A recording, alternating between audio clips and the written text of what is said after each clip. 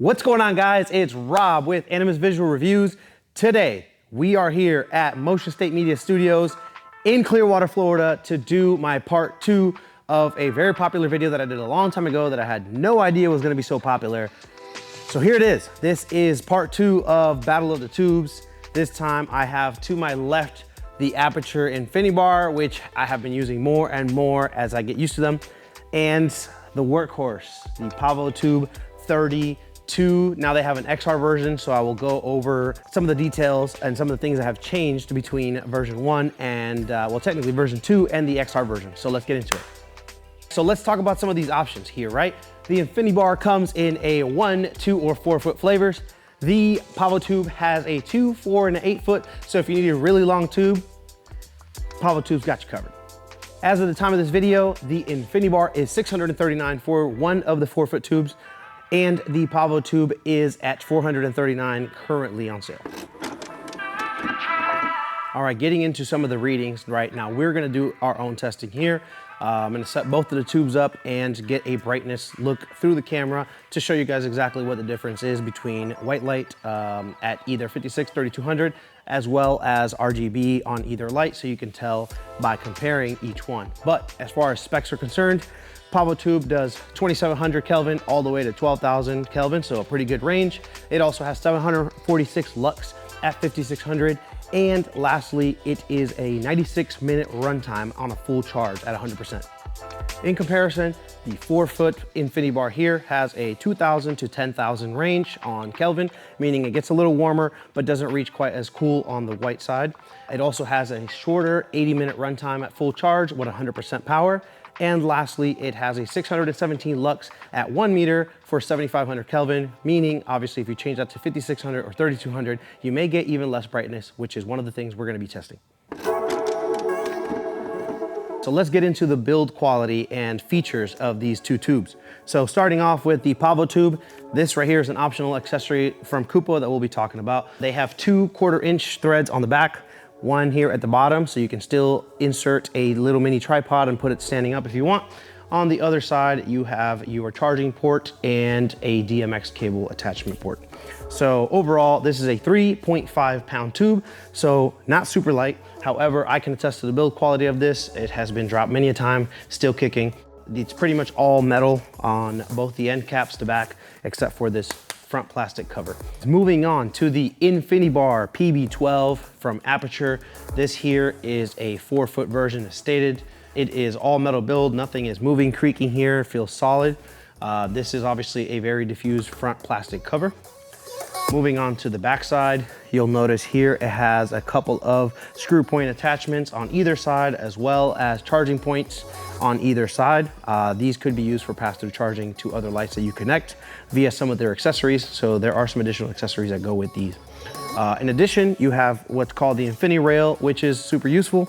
Right here, you'll find that these magnets slide down the rail to kind of go wherever you'd want to put it. If you need to match to a certain point in the ceiling or whatever you're sticking it to, you can get the exact length right, even on a 4 foot tube. They're also all the way removable, so you can take them off, and you still have 2 smaller permanent magnets attached to the tubes. Lastly, you'll have 3/8 on either side of the tube. I personally prefer 3/8 since I feel like it's stronger than a 1/4 as far as weight and hold. So you can also do an adapter and put it to a 1/4 if you're using like a little mini tripod or something like that to stand these up. So both of them have options to be able to put them standing straight up. Infinibar again has additional accessories you can put to connect multiple of these together. All right, let's get into the wireless connectivity for each one of these tubes. Starting off with the Pavotube 32 over here. I personally already have the Pavotube 32 from a while ago. So this version, I believe, only has DMX connections with the port.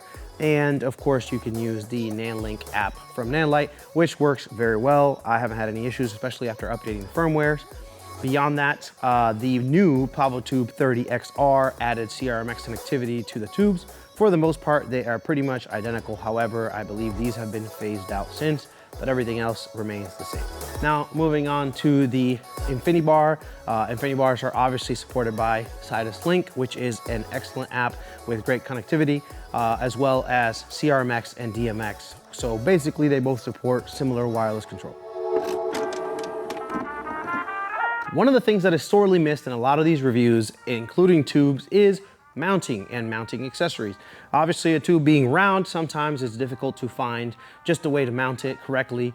So I do want to talk about a couple different accessories that I often use for tubes like the Pavotube or other similar T12 size tubes.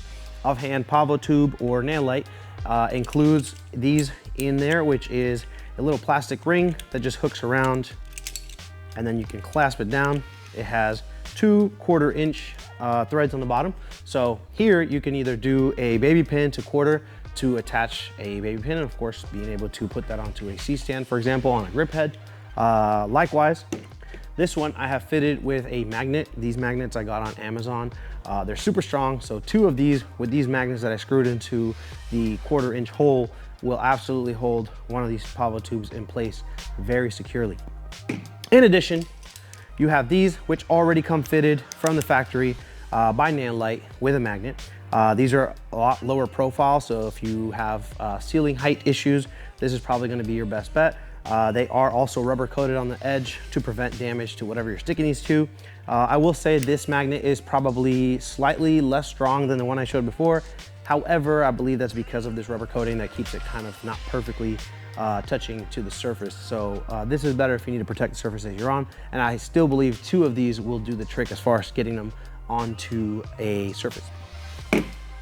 Also, here is another good example. This is a clamp that I got from Kupo. I believe it's a little under $100, but basically this is very, very springy clamps, and it does have some plastic or rubber here to protect it from marring. However, the edges do not, so I did actually scratch it getting this on. The big thing is it comes with this fat magnet here, which I actually have used to just put it on a round metal pole, and it has stuck in either direction. This also unscrews, which is really cool because you can also do a BB pin of your choice to 1/4-inch and insert that for you to be able to put it onto a C-stand or replace the magnet or pretty much anything else that takes a 1/4-inch, magic arm, etc. This is extremely well holding, so this Kupo accessory is also something I believe is relatively new, and again, for T12 tubes. Lastly, this right here is a magnet that I actually got from Nanlite. I believe this is for their Pavo Slim series. However, I just bought a set of 4, and as I mentioned earlier, since there is 2 1/4x20s on the back, you can easily screw 2 of these magnets on there and have 2 magnetized points, so long as whatever surface you have has this size or you're able to put it at this distance. Moving on to the Infinibar, I do want to mention that obviously this already comes with magnets that again are slidable across this rail, which is super, super handy. Again, being able to pick exactly, let's say you're putting this tube on a ceiling tile roof. Obviously the spacing I believe is 2x2, so you would be able to move these magnets into position and stick it onto the ceiling as needed. Also, again, it has 2 leftover magnets, which is great. So as far as magnetizing this onto surfaces, pretty much a similar deal, but it comes with the magnets already attached and some options to customize it. In addition, like I mentioned, with the 3/8 on either side, you could also add an additional magnet if you needed to stick it. No, that's stupid. Don't do that. So you can use a baby pin to 3/8 to add an additional mounting point here. If you need to put it on a C-stand or overhead, you can definitely, I feel like it would be strong enough to kind of hang it off that pin. Likewise, you could probably put magnets on there or eyelet if you need to hang it off something. So also another handy mounting point.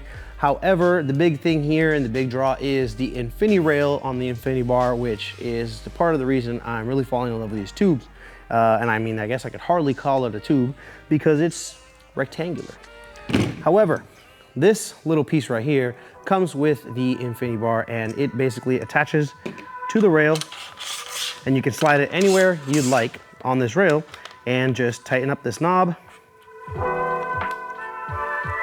and it'll basically friction itself to the rail. And yeah, I mean, it's on there solid. And again, you can slide it anywhere down this rail, wherever you see fit, as long as you have a good load balance. And of course it gives you a baby pin, which also has a 1/4" thread. So if you need to thread this onto something else, you also have that option. Personally, just being able to pull this little thing out without having to mess with too many other things is very handy. Before I forget, there is one other alternative for T12 tubes, which is the Matthews claw mount, which I have here. The Matthews claw mount is a very handy mount. You just twist to tighten, and it basically tightens these clasps around the tube. It also has rubber coating on the edges to not mar the surface of your tube. Has a baby pin on the back. We'll show you some B-roll here using that claw mount. Additional accessories, both of these have the options of grids. I believe I got a kit that came with the grid on this Infinibar. I prefer the Infinibar grids since they literally fold out and slide over. I also do have grids for the Pavotubes, but they involve using some of these plastic clips and clipping the 2 ends around it and installing this whole contraption, which takes time. And if you don't know what you're doing, it gets put on wrong, which a lot of times if I have help set it up, it ends up like all messed up. So I honestly don't use them as much as I would like. I'd prefer if Nanlite actually went ahead and made a version that just slipped on over the Pavotube, or you can maybe Velcro it on. So that would be great. Another important note is both of these tubes are pixel capable. What does that mean? The Pavotube has 16 pixels while the Infinibar has 96 different pixels. These are different light engines within the tube that allow you to do things like chases, heel loops, etc.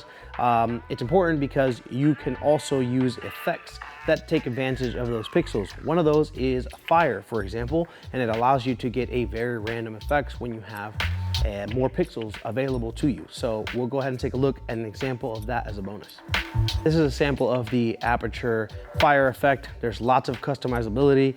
Within the effect, you can set the frequency, you can set the brightness range, you can set if it's using CCT or hue changes. I feel like with the pixel effects, it becomes very, very convincing.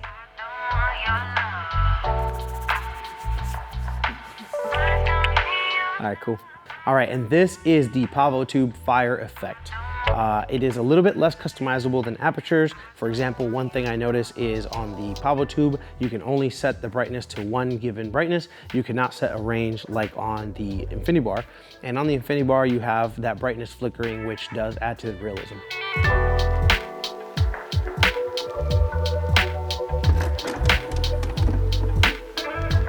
All right, guys, it's time for the brightness test. Before we begin, I do want to stress how important it is to consider all of the factors before you decide on which of these tubes to get. You have size, you have weight, you have price, all of which are valid factors to look at before deciding on a tube. In addition, me personally, I want to take a look at the brightness between these two, and even more importantly than that, without diffusions or without any modifiers, how these tubes look on your subject. So let's go ahead and get into it. Here's the setup. I'll be turning off these 2 tubes behind me as well as my key light. I have a stand roughly 1 meter from my face right now with the Aputure Infinibar. So we'll take a look at the brightness test starting with that. All right, here's the camera settings. We have 24 frames a second, 1/50th on the shutter, 400 on the ISO, and 5.6. These settings will not be changed throughout this whole test. This is the Aputure Infinibar at 100% at 5600 Kelvin.